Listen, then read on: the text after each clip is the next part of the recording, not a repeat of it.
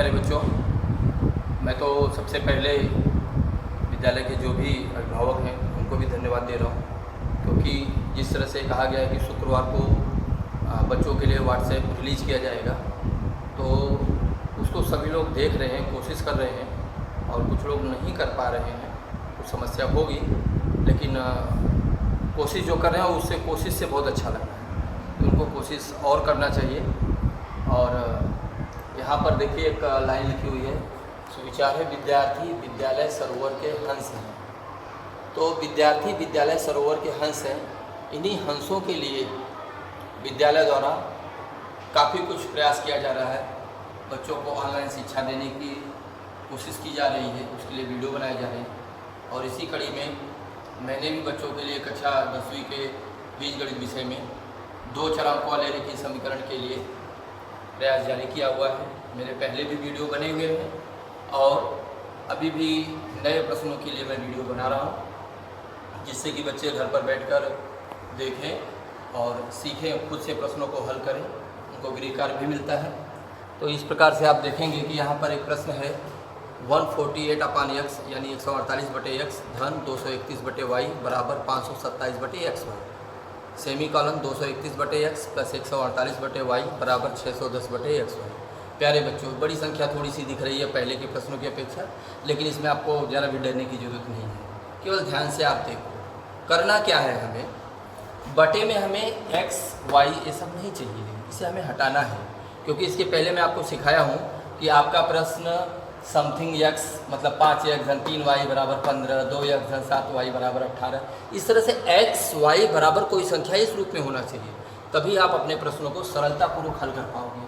अब आपका प्रश्न है 148/x धन 231/y बराबर 527/xy। अब इसे हम कैसे करें, तो हमें देखना है दोनों पक्षों में x y से गुणा करना पड़ेगा। क्यों भाई x y से क्यों गुणा करना पड़ेगा? इसके पहले की वीडियो में आप पूछोगे कि सर जी आप बोले हो कि यहाँ पर बटे में x दिख रहा है तो 1/x जो है उसको आप n मान लो, लेकिन यहाँ आप ऐसा कह रहे हैं। प्यारे बच्चों, सवाल को हल करने के अलग अलग तरीके होते हैं। अगर हम उस तरीके से इसको नहीं हल करेंगे तो हम सही उत्तर तक नहीं पहुँच पाएंगे। तो हमें क्या करना है, दोनों पक्षों में x y से गुणा करना है। अब जब मैं यहाँ x y से गुणा करूँगा तो क्या होगा, थोड़ा सा आप ध्यान दे लो, मैं रफ में आपको करके दिखा देता हूँ। यहाँ पर 148/x गुणे में यहाँ इस तरफ भी x y लिख दूँगा, गुणे के रूप में चल सकता है, आप कर सकते हो 231/y गुणे xy और बराबर में है 527/xy गुणे xy। अभी आप देखो क्या होगा बच्चों, यहाँ पर हर में x है, अंश में भी x है, आप इसे कैंसिल कर सकते हैं। हर में y है, अंश में y है, इसे आप कट कर सकते हो। हर में xy है, अंश में भी xy है, आप इसे कट कर सकते हो। अब इसका रूप क्या बना, जरा ध्यान से देखो, 148y प्लस 231x। लेकिन हमारी लिखने की पद्धति क्या है, पहले हम x लिखते हैं, बाद में y को लिखते हैं। इसलिए मैंने क्या किया है, 231x को यहाँ पर देखेंगे ध्यान से, मैंने पहले लिखा है 231x। यहाँ भी मैंने इस चीज़ को करके आपको दिखाया है ताकि आप ध्यान से देख सको। x से कट गया, आपका y से कट गया और xy से कट गया। मैंने दोनों तरफ गुणे के रूप में लिख के दिखाया, आप xy उस तरफ गुणे के रूप में लिखो या पहले ही लिख दो चलेगा। तो यहाँ पर मैंने पहले x वाले को लिखा है, आप देख रहे हैं, पहले इसको मैंने लिखा। क्यों लिखा, क्योंकि हम x y बराबर कोई संख्या ऐसे लिखते हैं। तो 231x देखिए यहाँ पहले लिखा है, उसके बाद y लिखते हैं प्लस 148y बराबर यहाँ पर क्या बचा है 527 527 समीकरण नंबर 1। तो जो हमारी कोशिश थी, हमारी आवश्यकता थी, पहली आवश्यकता कि हमारा समीकरण x y बराबर कोई संख्या इस रूप में लिखा होना चाहिए। तो पहला वाला समीकरण को तो हमने लिख दिया। अब बात है इसकी, इसको भी मैं इसी प्रयास करेंगे। देखिए हमने लिखा है 231/x plus 148/y equal to 610/xy, यानी 231/x धन 148/y बराबर 610/xy। दोनों पक्षों में फिर xy से गुणा किए, यहाँ पर xy से देखिए गुणा किया तो x कट गया, यहाँ पर y से y कट गया और यहाँ xy से xy कट गया। क्या बचा है उसको आप ध्यान दीजिए। देखिए यहाँ भी पहले y आ रहा, लेकिन पहले हम किसको लिखते हैं, x को लिखते हैं, सुविधा के लिए, आसानी से अपना प्रश्न हल कर सकें इसलिए।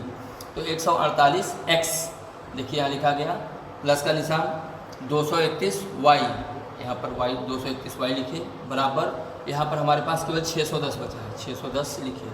यह आपका समीकरण नंबर 1 और ये समीकरण नंबर 2 हो गया। अब इन्हीं दोनों समीकरणों का हमें उपयोग आगे है, ध्यान देना है कि इसमें खास बात है क्या कुछ। तो देख रहे हैं यहाँ पे 231x यानी x का गुणांक 231 है, ध्यान दीजिए x का गुणांक 231 है। समीकरण 2 में क्या है, तो y का गुणांक है, ये देखिए समानता दिख रही है। जो यहाँ पर x का गुणांक है वो यहाँ पर y का गुणांक है, जो यहाँ पर y का गुणांक है यहाँ देख रहे हैं वो यहाँ पर x का गुणांक है।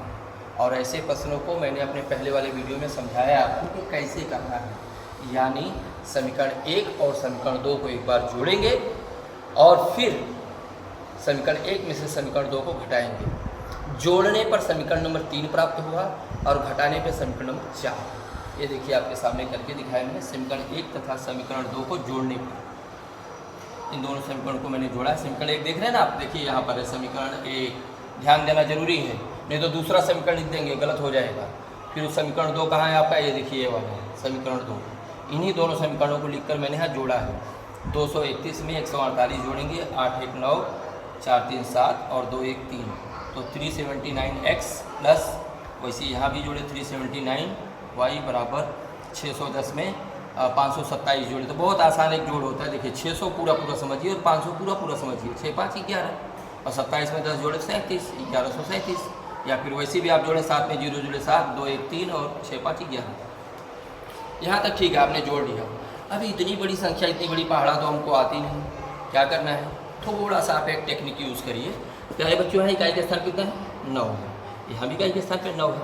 9 का पढ़ा जाए 3 बार पढ़िए तो कितना आता है, 9 9 दूनी 9 का 9 9 दूनी 18 9 तो 27, 27 है ना।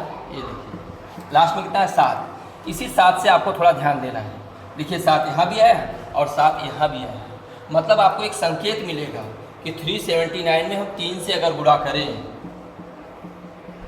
तो क्या आएगा, 3 9 27 हासिल 2, 3 7 21 और 2 23 हासिल 2 और 3 3 9 2 11। ये देखिए आपका काम बन गया 1137। तो एक छोटी सी टेक्निक है, इसको ध्यान रखना चाहिए और जिस हिसाब से आप इसको ध्यान देंगे तो आपका काम आसान होगा। तो हमने कहा है कि दोनों पक्षों में 379 से भाग दिए, तो यहाँ पर x बचा, यहाँ पे y बचा और इसमें भाग दिए तो 3 बचा। x प्लस वाई बराबर 3, ये समीकरण नंबर 4 हुआ। कैसे मिला, जोड़ने से 3 होगा। ये देखिए सॉरी, यहाँ पर 3 लिखना चाहिए था, मैं आपको बताया इसके पहले, लेकिन लिखते समय हो गया।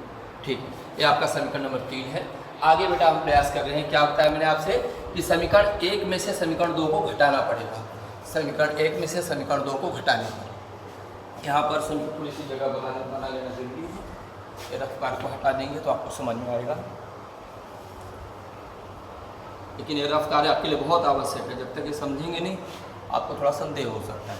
तो यहाँ पर हम घटा रहे हैं, 231 में से 148 घटाएंगे, यहाँ से बुझा लिया 11, 11 में से 8 गया तो आपका 3 आया, ये x यहाँ लिखा ही जाएगा।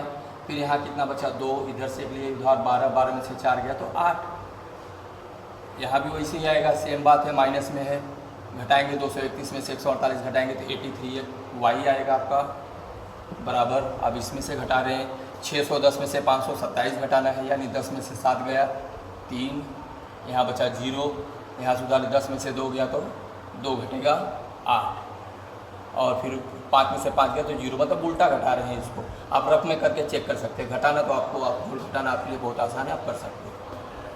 अब इसको जरा हम देखेंगे, क्या संक्षिप्त रूप देख सकते हैं। तो 83 में 83, यानी दोनों पक्षों में 83 से भाग दें तो x माइनस वाई बराबर 1। यहाँ पर इसका रीज़न लिख देंगे, दोनों पक्षों में 83 से भाग देने पर, जैसा मैं पहले बताता हूँ आपको। अब ये आपका समीकरण 4 है और ये समीकरण 3 है। 3 और 4 में थोड़ी सी तुलना करेंगे, जरा ध्यान दीजिए, बहुत इंपॉर्टेंट है। 3 और 4, यहाँ पर आप देख रहे हैं x प्लस वाई बराबर 3 और यहाँ पर है x माइनस वाई बराबर 1। यानी मैंने पहले भी आपको बताया था कि घटाने की अपेक्षा जोड़ना आसान होता है।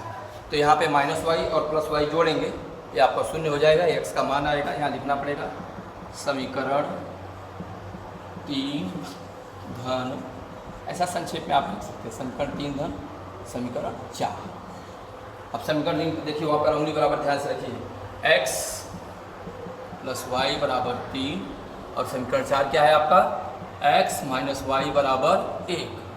बहुत आसान है, इसको आप जोड़ दिए। जोड़ते समय कोई चिन्ह का परिवर्तन नहीं होता है, ध्यान रखिए, केवल घटाते समय बदलता है चिन्ह। तो x और x कितना हुआ 2x 3 1 4। अब दोनों पक्षों में आप 2 से भाग देंगे तो x बराबर कितना आया 2। ये आपका x का मान आया। यही मान उठा के आप किसी भी समीकरण में रखिए, लेकिन मैंने आपसे कहा था कि समीकरण 3 हमेशा आपके लिए बहुत आसान रहेगा। यहाँ लिखेंगे समीकरण 3 में x बराबर 2 रखने पर समीकरण 3 यहाँ पर है x प्लस वाई बराबर 3। हमें x की जगह 2 रखना है। 2 धन वाई बराबर 3, यानी y बराबर 3 ऋण 2, यानी y बराबर 1। देखो प्यारे बच्चों, आपका काम हो गया। आपको x का भी मान मिल गया, y का भी मान मिल गया। लेकिन घाई ना करो, थोड़ा सा रुको, जांच लो सही है या गलत। किसी भी समीकरण में रखो 1 2 3 में। यहाँ देख रहे हैं हम लोग कि x प्लस वाई बराबर 3, समीकरण 3 में मैं रख के देख रहा हूँ। तो x का मान कितना है हमारा 2 है, यहाँ पर 2 रखे। y का मान कितना है 1, तो 2 और 1 3। आप ऐसे कहीं भी आप चेक कर सकते हो, चेक करना आपका काम है। लेकिन कहीं भी रखें और मान आपका दोनों पक्ष बराबर आए, इसका मतलब आपका सवाल सही है। अब यहाँ उत्तर लिखना बहुत आवश्यक है, अन्यथा परीक्षा में आपके मार्क्स कट जाते हैं। दिए गए युगपत समीकरण का हल x बराबर 2 तथा y बराबर 1 है। प्यारे बच्चों, ये आपको सिखाया गया, बताया गया, और इसी पर आधारित मैंने आपको गृह कार्य दिया हुआ है। ये देखिए यहाँ पर लिखा हुआ है 2/y धन 3/x बराबर 12/xy, पहला समीकरण। दूसरा है 1/y माइनस 1/x बराबर 1/xy। पहले सवाल जैसे जो सिखाया उसके आधार पे है। यह भी है आपको 3/y धन 1/x बराबर 10/xy, 1/y माइनस 1/x बराबर 2/xy। यह जो तीसरा सवाल दिया है मैंने आपको जांचने के लिए दिया है। थोड़ा सा आप बुद्धि लगाइए कि क्या तीसरा सवाल ऐसा ही है या इसमें हम क्या कर सकते हैं। तो तीसरे के लिए मैं आपको हिंट दूंगा, लेकिन आप थोड़ा इसके लिए इंतज़ार करिए। मैं आपको फ्राइडे तक दे दूंगा, ज़्यादा अच्छा रहेगा। अभी बता दूंगा तो आप दिमाग नहीं लगाएंगे।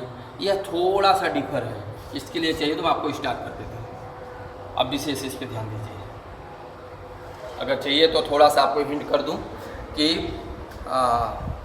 हर जो है आप अलग अलग कर देंगे तो आपका सवाल आसानी से हो सकता है। जैसे 7/xy लिख दिए, माइनस 2/xy लिख दिए।